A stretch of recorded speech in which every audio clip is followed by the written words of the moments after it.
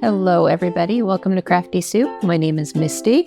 Once a month I do this project called Mystery Box Monday, and it is that time again. I have this box of mystery supplies that was a closeout deal. I will reach into this box, pull out 3 paper crafty goodie items, and see what I can create with them. So let's dive in. So here's my box, and I don't know what's in this box. I have never looked inside. I reach in as best I can without peeking, and yes, I can feel things, but I try not to let that influence me too much, although sometimes, honestly, it does. And as I reach inside, I have pulled out a sticker sheet, a greeting stamp set, and then this giant, 6x6 floral stamp set. Now, I do have a couple of background stamps, but I don't use them very often. So working with these giant stamp sets is something that I don't do often. So that will be a challenge for me. And then these stickers are very kind of childish, and my kids are not kids anymore. And so I'm trying to decide where to go with this. The first thing I know I'm going to do is some mixed media on top of that giant stamp. And so I pull out my Vicky Bouton paper. I make sure I have a stamp block large enough for this stamp, because I think all of my large stamps are red rubber and not photopolymer. So working with this, as you can see, is a little bit of a challenge. I have to pull away that carrier sheet and get this stamp set up. So that was challenge number 1. And then I'm going to prime my stamp so that it is ready to go. So once I did that, I've got my supplies in front of me, and I go to my story binder to figure out what kind of story I can tell with these specific supplies. And I was sparked by this little sticker that says "Into the Wild." And at first I thought I would tell kind of a nature story, but then I found this other sticker that said "Imagination."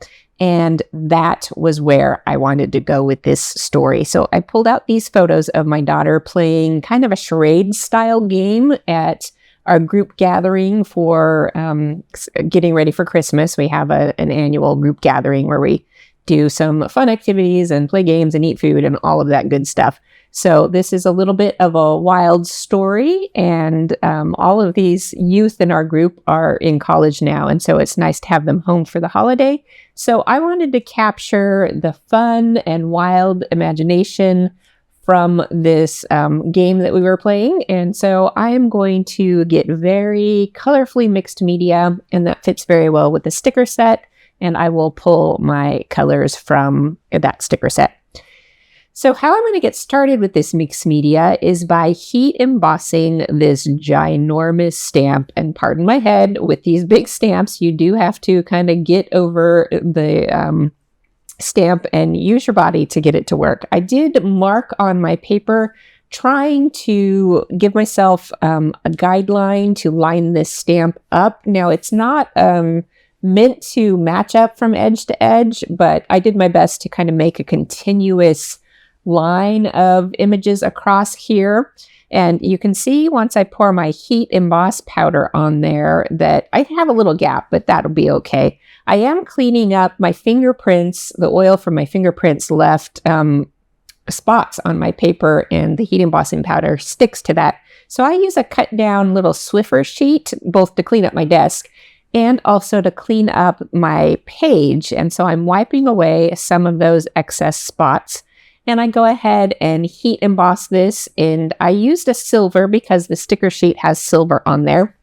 So I'm going to carry in to that with the sticker sheet, and I erase my little pencil line in there. And then I'm looking at this, trying to decide if I want to cover the edges as well. And I do go ahead and do that.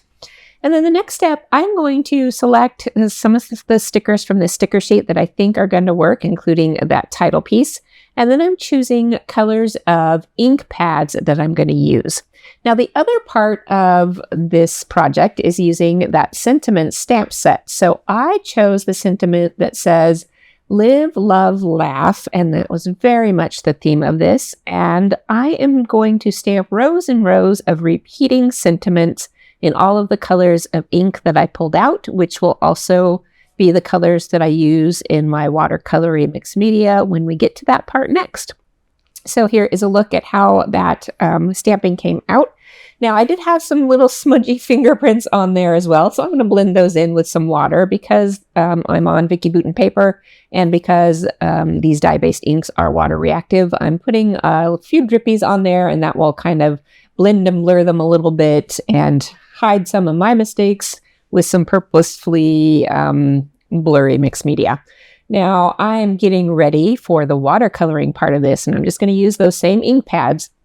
I have pre-wet my paper with some spritzes of water to help the colors bleed naturally into each other. And so I also have my fan brush here, which I don't normally use for painting, but I know I want to spatter as I go with this so that these colors can get in lots of different places that I might not purposefully place them, so that I have more interaction between the colors, because I'm finding what I like about watercolor is when there is a lot of intermingling and depth of all of these colors interacting with each other. So I'm trying to get that. I tend to be a pretty stiff artist in terms of really placing things down in very specific blocky areas. So I'm trying to loosen up, and this is helping me, this fan brush and this technique. And at first I thought the strokes of the fan brush were going to bother me, and I was trying to kind of blend those out a little bit more.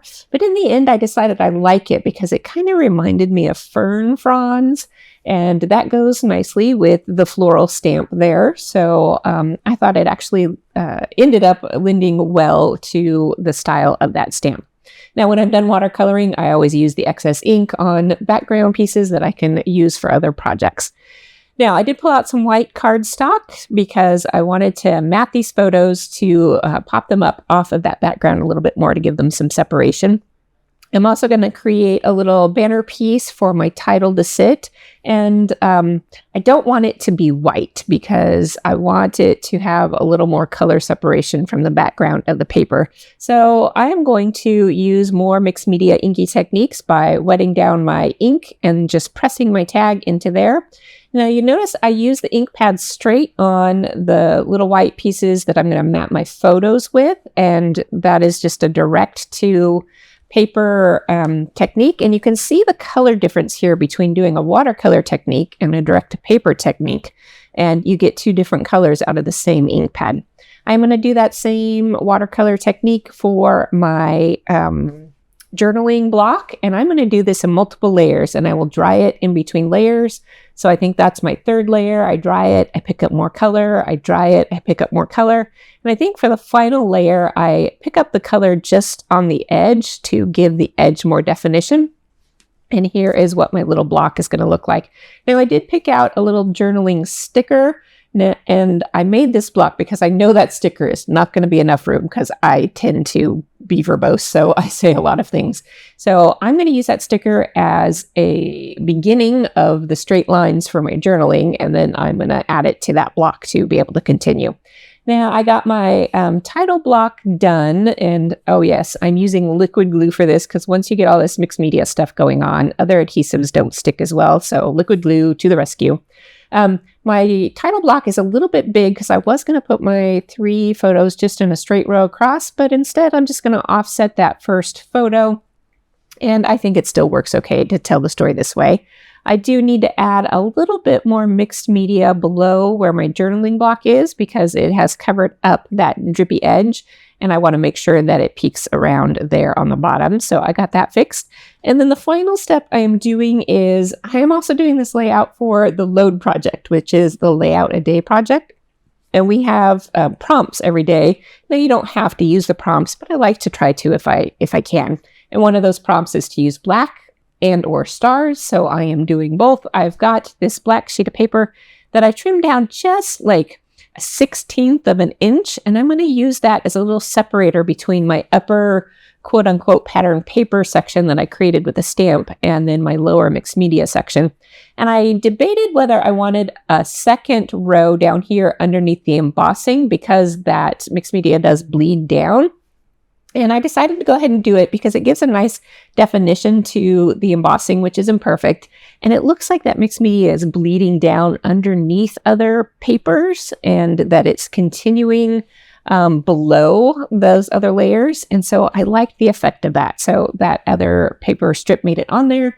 I've got some black stars that I've added in there, and then just the rest of the stickers from that sticker sheet to create some embellishment clusters here and there around different areas of my layout, kind of the focal photo up there, my journaling block, and my title. And that finishes off this project for this time. I am very happy with how this one came out. That's not always the case. So I hope you got something interesting out of this video, that you enjoyed this just crazy project that I do. And I'd love to hear your comments and feedback down below, because I want to see if you enjoy this crazy kind of project as well. I should be back later this week. My schedule is running a little bit close to the deadlines here, but I should be back with more videos for you a couple of times this week. And until then, have an artful day.